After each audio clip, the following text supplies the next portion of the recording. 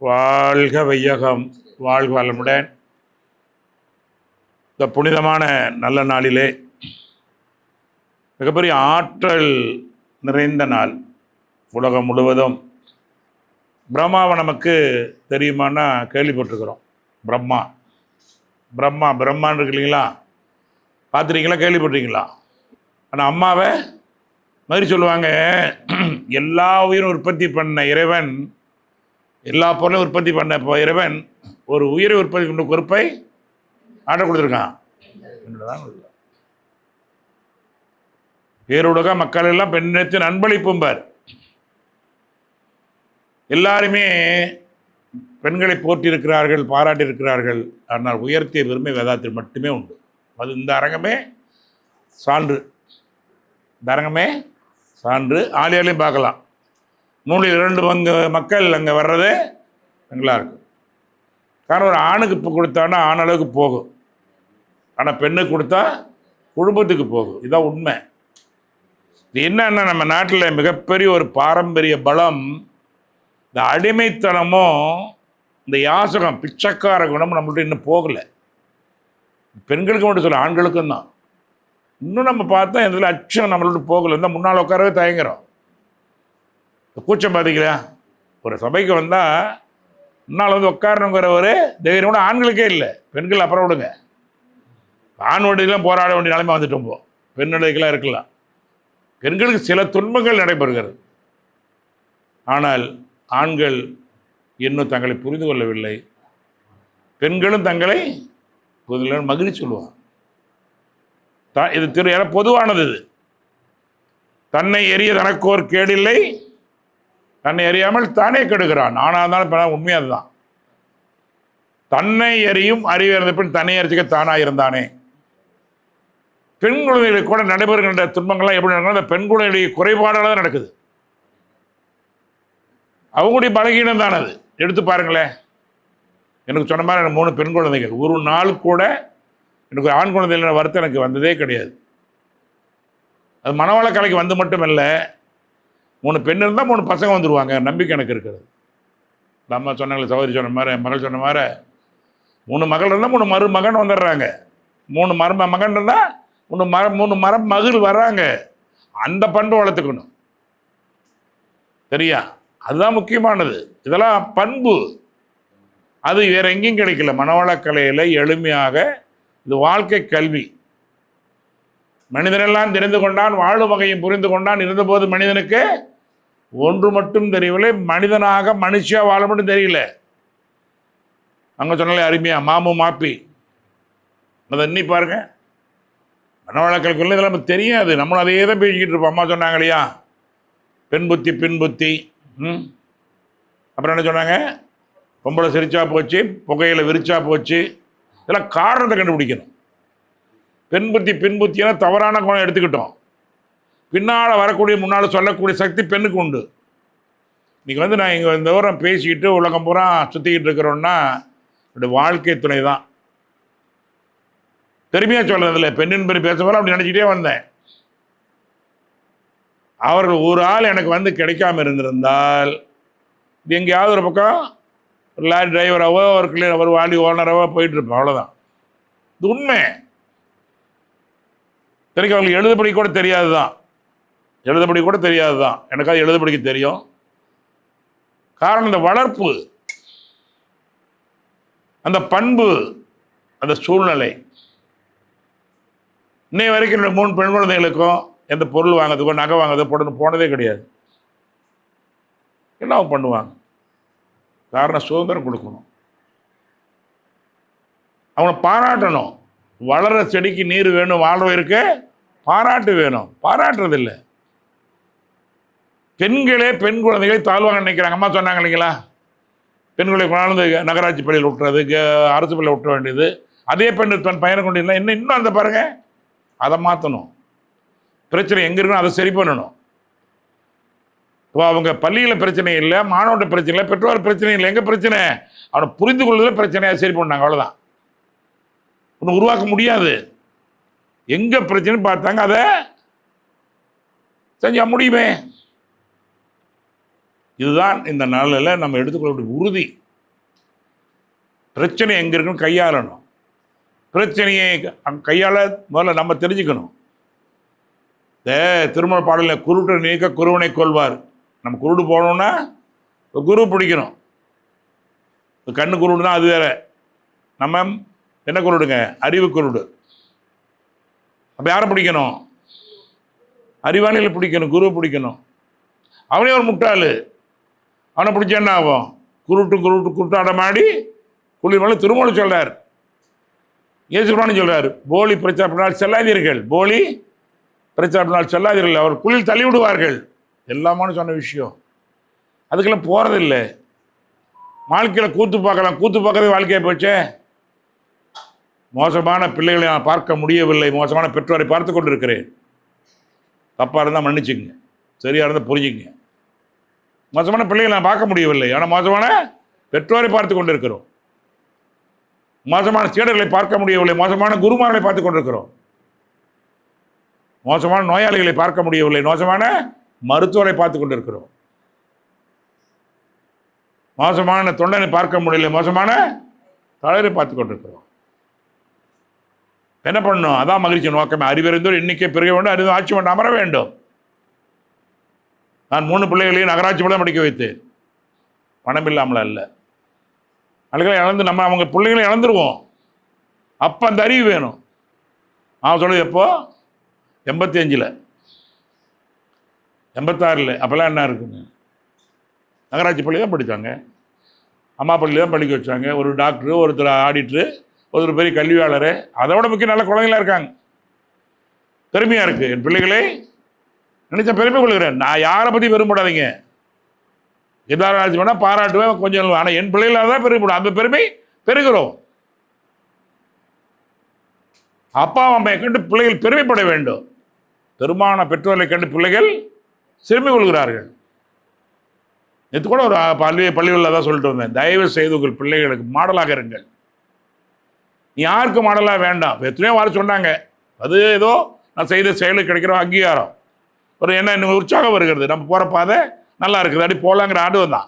இதை பாராட்டி தான் சேவை செய்ய முடியும். வளர செடிக்கு நீர் வேணும், பாராட்டு வேணும், ஏற்றுக்கொள்வோம். நியாயமானதை ஏற்றுக்கொள்ளணும். இதே புகழ்ச்சியாக தான் ஒதுக்கி போயிடணும். அந்த பள்ளிகளில் தான் சொன்னேன், முதல்ல உங்கள் பிள்ளைகளை அழைத்து, மகனே மகளே, நானும் உங்கள் அம்மா அப்படி வாழ சொல்லணும். ஊருக்கெல்லாம் போய் சொல்ல என்ன இருக்குது? சொன்னாங்க இல்லையா, கௌரியம்மா வாழ்க்கை துணை எப்படி? உன்னை கரம் பிடித்தேன், வாழ்க்கை ஒளிமயம் மானதடி, தானை மணந்ததனால் சபையில் புகழ் வளர்ந்ததடி, ஆழ விழுதுவோர் 1000 வந்தும் என்ன வேற விழுந்து விடாதிருப்பேன்.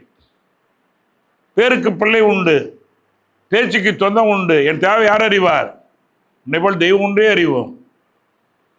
என் மனைவியை நடமாடு தெய்வமாக பண்ணித்தான் இருக்கிறேன். நீங்கள் எப்படி நினைச்சாலும் சரி, உண்மையாக அதுதான். இல்லை எப்படி முடியும்? சாதாரண வேலையா? செய்ய முடியாதுங்க. ஆண் செய்கிற வேலையை சில பெண்கள் செய்ய முடியாது, வேறு பெண்கள் செய்கிற வேலையை யாராலும் செய்ய முடியாது. அதுதான் அப்பாவை போல் வீரம் இல்லை என்றாலும் அம்மாவை போல் ஈரம் இருக்க வேணும். புரிஞ்சுக்கங்க. அதான் அன்புங்கிற வார்த்தை சொன்னாங்க. கோவம் வந்த பெண்ணே அல்ல.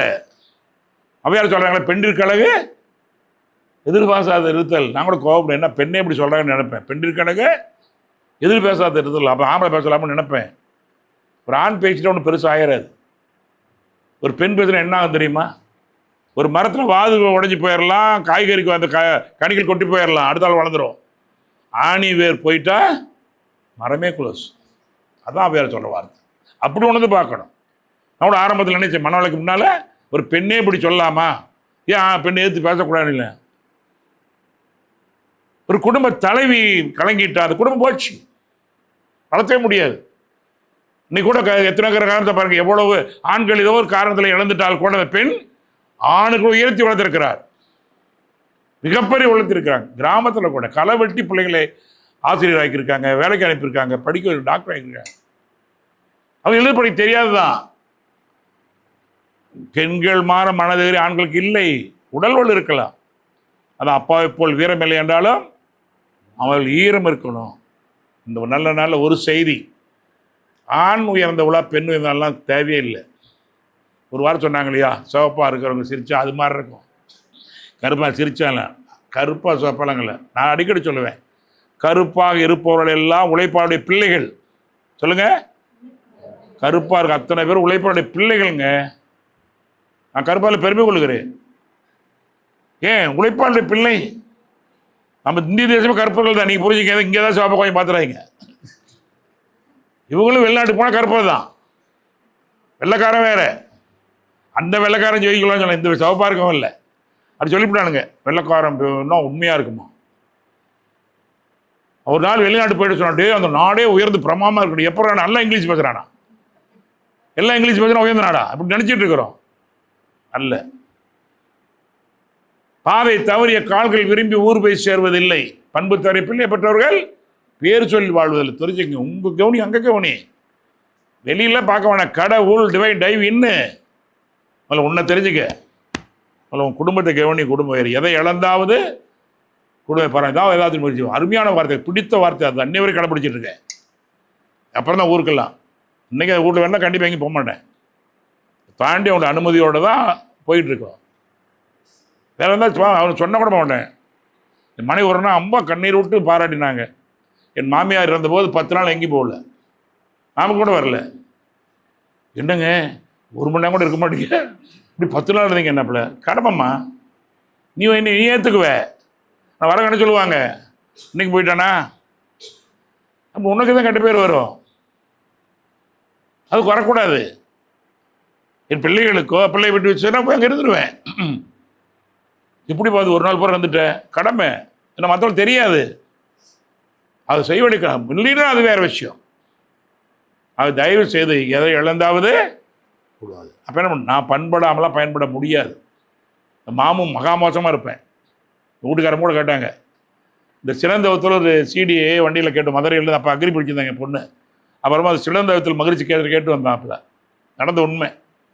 கேட்டாங்க, எங்கள் இது ஒரு 10 வருஷத்துக்கு முன்னாலே கேட்டிருந்தா எப்படிங்க இருக்கும்னு. நாங்கள் இப்போ எவ்வளோ ஆதங்க இருக்குது. 85 தான் கல்யாணம், 75 கல்யாணம், 85 தான் இருந்தது. கிடைக்கலையம்மா, நீ செஞ்ச புண்ணியம் தான் அது கிடைச்சிருக்குது. இந்த மகிழ்ச்சி படத்தை பார்த்துட்டு அழுதாங்க. ஒரு நாள் 85 ஜனவரி மாதம் 26 நான் பயிற்சி எடுத்துக்கிட்டேன். ஒரு 3 மாதத்தில் அப்போ மகிழ்ச்சி படம் எதையும் வச்சு இன்னை வரைக்கும் வச்சுருக்கிறேன். அழுதாங்க. நீ சாமியாரை போயிடுவீங்க, விட்டுட்டு போயிடுவீங்கன்னாங்க. சாமியாரை போகாமல் இருக்கணும்னு அங்கே போகணுன்னே. சாமியாரை போகாமல் இருக்கணும்னு அங்கே போகணுன்னு சொன்னேன். உடனே பார்த்து வாமான்னு கூட்டிகிட்டு வந்து சாமிக்கிட்டே நம்மள 3 மாதத்தில் காயக்கப்புறத்தை எடுக்க வச்சு அருள்நிதி ஆக்கிட்டேன். அவங்க அருள்நிதி சேவைக்கு நான் வேண்டாம், அருள்நிதி ஆகி பரவாயில்ல இரு. ஏன்னா ஒரு இடத்துல உங்கள் வீட்டில் என்ன அருள்நிதி சொல்லும்போது பரவாயில்ல குடும்பம் இல்லை என்னன்னாக்கா அவங்களை விட்டுட்டியான்ருவாங்க. பாரதியாரே ஒரு மாட்டிக்கிட்டார். கல்கட்டாவில் போனோடனே அன்னை பேசுகிறாங்க அவனே கேட்டாங்களே, எங்கே பாரதி உன்னுடைய வாழ்க்கை? செல்லம்மாளுக்கு என்ன தெரியும் அவ்வளோ, நீயே பெண்ணுடைய பெருமை பெரியல, அப்போ ஊருக்கு போய் பேசுகிறேன்னா. அப்போ தான் வந்தார், தோளில் கை போட்டு அந்த ரோட்டில் தைரியமாக கூப்பிட்டு வந்தார். அதெல்லாம் நடந்து மனிதனை அவங்க சொன்னாங்களே ஒரு சூழ்நிலை உருவாக்கும். 2 விஷயத்தையும் எடுத்துக்கணும். நல்ல சொல்ல வேண்டிய விஷயம். ஆண் உயர்ந்தவர்களா பெண் உயர்ந்தா? ஆண்மை உயர்ந்ததா பெண்மை தான் அங்கே வாங்க. ஆண்மை பெண்மைக்கு வாங்க. ஆண் பெண் உடலுக்கு போகாது. என்னோட ஆண்மையும் இருக்கிறது, பெண்மையும் இருக்குது. ஒத்துக்கிறீங்களா? என்னோட பெண் இருக்கணும், ஒத்துக்குவீங்களா? இப்படி ஆண் பெண்மையும் இருக்கிறது, ஆண்மையும் இருக்கிறது. முதல்ல புரிஞ்சுக்கணும். இதெல்லாம் வெளியே வராத விஷயங்கள் மகிழ்ச்சியால் வெளியே வந்துக்கிட்டு இருக்குது.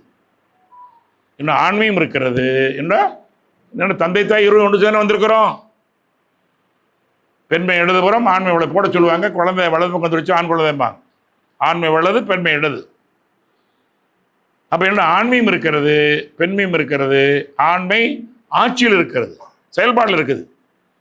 பிள்ளைகள் உடம்புல கூட சில வியாதி அடங்கி இருக்கும், அது வெளியே வரும்போது பிரச்சனை வரும்பாங்க. ஏன்னா ஆண்மை அடங்கி இருக்கிறது, பெண்மை ஆண்மை ஆட்சியில் இருக்கிறது, பெண்மை அடங்கி இருக்கிறது.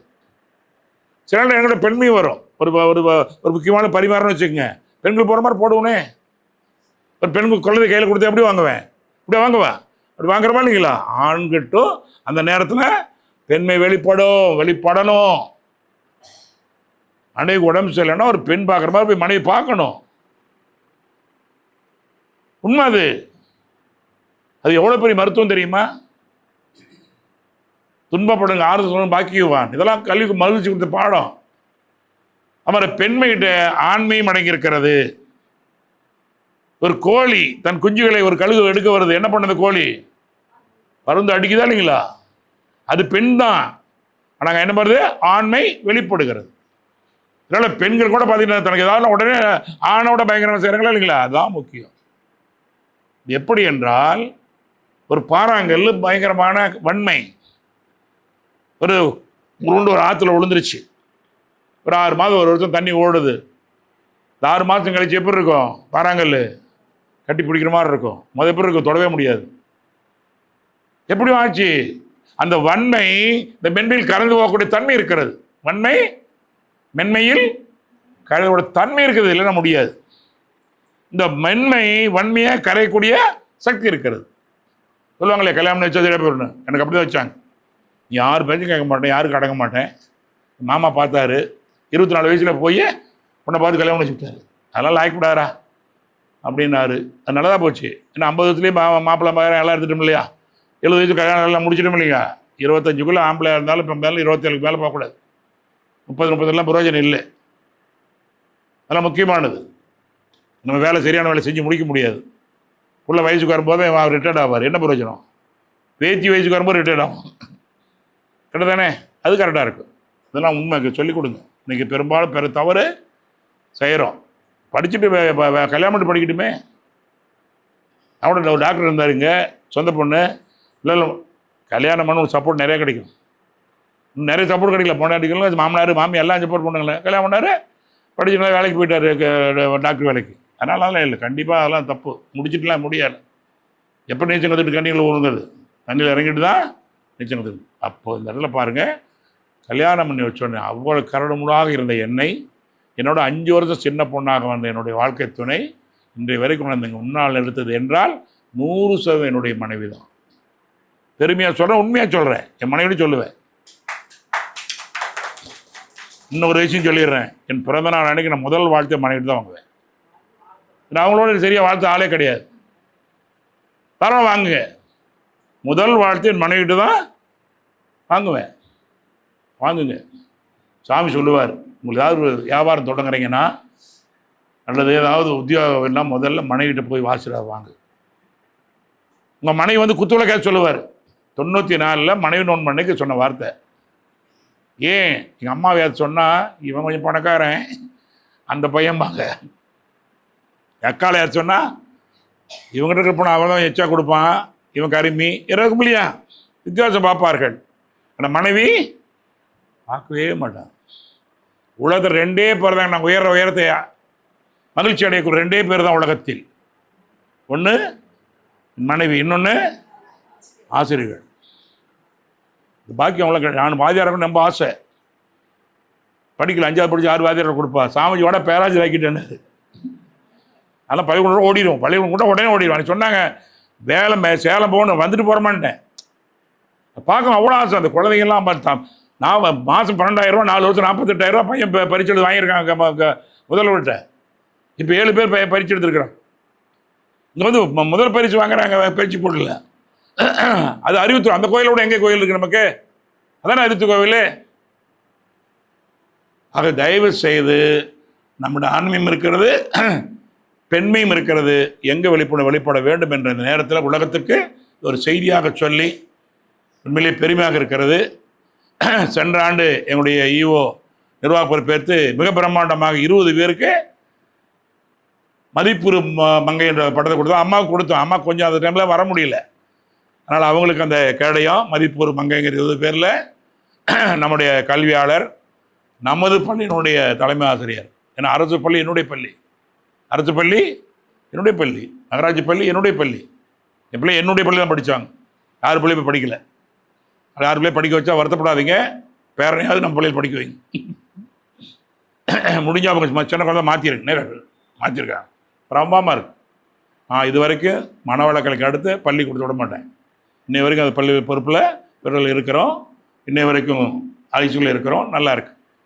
உதயகுமார் படித்த பள்ளி, ஐஏஎஸ் கலெக்டர் படித்த நாமக்கல், அத்தனை பேர் 113 ஆண்டுகள் ஆகுது. நாமக்கல் நகராட்சி பள்ளி 100. எங்கள் அம்மா படித்த பள்ளிக்கூடாது, நான் படித்த பள்ளிக்கூடம், என் பிள்ளையை படித்த கூடம். சரியா? என் பேரன் பேத்தி மட்டும் படிக்க வைக்க முடியல, அவங்க சொன்ன பேச்சு கேட்கல. சரியா? இருந்தாலும் தமிழ் படிக்கணும், வந்து எடுத்துக்கிட்டு படிக்கணும். இல்லைன்னா ஒத்துக்க மாட்டேன். கொண்டு 7 சொல்ல கேட்டால் அதில் இங்கிலீஷ் சொல்லணும், விட மாட்டேன். நல்லா படிப்பாங்க. ஏன்னா அது முக்கியம். எல்லா மொழியும் வாசிப்போம், தாய்மொழியை சுவாசிப்போம். நான் மலேசியா போன ஒரு பள்ளி கொடுத்த வார்த்தை, ஒரு பள்ளியில் கிடைச்ச வார்த்தை அது. எல்லா மொழியும் வாசிப்போம், தாய்மொழியை சுவாதிப்போம். அதனால் கல்வியாளர்களை வணங்கி உண்மையிலே அவர் பல கருத்துக்கள், அவர் ஒவ்வொருவருமே சொன்ன வார்த்தைகள் எல்லாம் பொண்ணு பதிக்கப்பட வேண்டிய வார்த்தைகளை சொல்லி, அப்படிப்பட்ட அவர் அனைவரையும் இந்த நேரத்தில் இந்த இது இவங்களை மட்டும் வாழ்த்தல, மக்கள் குலத்தையே, மனித குலத்தை பெற்றெடுத்த பிரம்மாக்களையே அம்மாக்களாக வாழ்த்தி கொண்டிருக்கிறோம் சொல்லி இன்னைக்கு வாய்ப்பு கொடுத்தவங்க அனைவருக்கும் நன்றி காணிக்கைக்கு தொண்டாற்றி வெற்றியும் மகிழ்ச்சியும் காண்போம். வாழ்க வளமுடன்.